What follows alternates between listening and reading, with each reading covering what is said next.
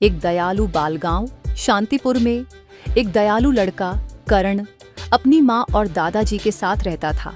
वह हमेशा दूसरों की मदद करने के लिए तैयार रहता था। यदि किसी बुजुर्ग को सड़क पार करनी होती, किसी के खेत में पानी भरना होता या किसी गरीब को भोजन की जरूरत होती, तो करण सबसे आगे रहता। उसकी माँ ने उसे बचपन से ही सिखाया था कि सच्ची खुशी दूसरों की सेवा में है। निर्धन किसान की मदद। एक दिन गांव में भारी बारिश हुई, जिससे रामू किसान की फसल पूरी तरह नष्ट हो गई। वह बहुत दुखी था, क्योंकि अब उसके पास अपने परिवार के लिए खाने को कुछ भी नहीं बचा था। गांव के लोग उसकी स्थिति पर दुखी थे, लेकिन कोई भी उसकी सहायता करने के लिए आगे नहीं आया। करण को जब यह पता चला, तो उसने अपनी बचत के सारे पैसे निकालकर रामू किसान को दे दिए और गांव वालों से भी मदद करने की अपील की। धीरे धीरे सबने मिलकर पैसे जुटाए, जिससे रामू किसान दोबारा अपने खेत में बीज बो सका। उसकी आंखों में आभार के आंसू थे। करण की इस पहल से गांव में परोपकार की भावना जागी। गांव के लोग अब जरूरतमंदों की मदद करने के लिए आगे आने लगे। ये देखकर करण को और भी प्रेरणा मिली और उसने फैसला किया कि वह हमेशा समाज की भलाई के लिए काम करेगा। अनाथालय की सहायता करने सुना कि पास के शहर में एक अनाथालय है, जहां बच्चों को पर्याप्त भोजन और कपड़े नहीं मिल पा रहे हैं।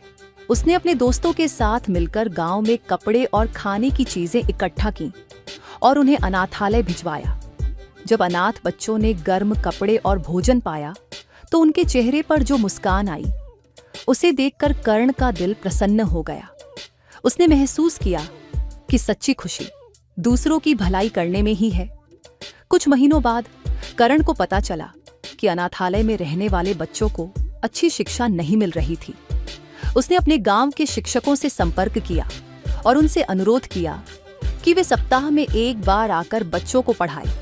धीरे धीरे गांव के लोग भी इस अभियान से जुड़ने लगे और अनाथालय के बच्चों का जीवन संवरने लगा। परीक्षा की घड़ी। एक दिन गांव में एक अमीर व्यक्ति बीमार पड़ गया, लेकिन कोई भी उसकी मदद के लिए आगे नहीं आया, क्योंकि वह अपने घमंड और कठोर व्यवहार के लिए जाना जाता था। करण ने बिना किसी भेदभाव के उसकी सेवा की, उसे दवा दी और उसकी देखभाल की। जब वह व्यक्ति ठीक हुआ, तो उसने कर्ण की दयालुता से प्रभावित होकर गांव के गरीब बच्चों की शिक्षा के लिए धन दान किया। यह देखकर गांव वाले भी जागरूक हुए और उन्होंने समाज की भलाई के लिए काम करने का संकल्प लिया। इसके बाद करण ने गांव में एक चिकित्सा शिविर का आयोजन किया, जहां गरीब और जरूरतमंद लोगों को मुफ्त चिकित्सा सुविधा दी गई। गांव में इस पहल का बहुत स्वागत हुआ और लोग अपनी छोटी छोटी बचत से दूसरों की मदद करने के लिए आगे आने लगे। सच्ची खुशी का रहस्य करण के इस निस्वार्थ सेवा भाव के कारण पूरा गांव उसका सम्मान करने लगा। जब उसके दादाजी ने उससे पूछा, बेटा तुम्हें सबसे ज्यादा खुशी कब मिलती है, तो करण ने मुस्कुराकर उत्तर दिया, दूसरों की मदद करके जो संतोष मिलता है, वह किसी भी धन दौलत से बढ़कर है। यह सुनकर उसके दादाजी बहुत गर्वित हुए और बोले, बेटा तुमने यह सिद्ध कर दिया कि सच्ची खुशी देने में है, लेने में नहीं। अगर हम सब दूसरों की मदद करें, तो यह दुनिया एक सुंदर स्थान बन सकती है। समाज में बदलाव करण की सेवा भावना ने पूरे गांव को एक नई दिशा दी।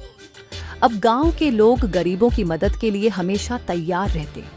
धीरे धीरे गांव में शिक्षा और स्वच्छता का स्तर भी बढ़ने लगा। गांव में गरीब बच्चों के लिए एक पुस्तकालय खोला गया, जहां वे मुफ्त में किताबें पढ़ सकते थे।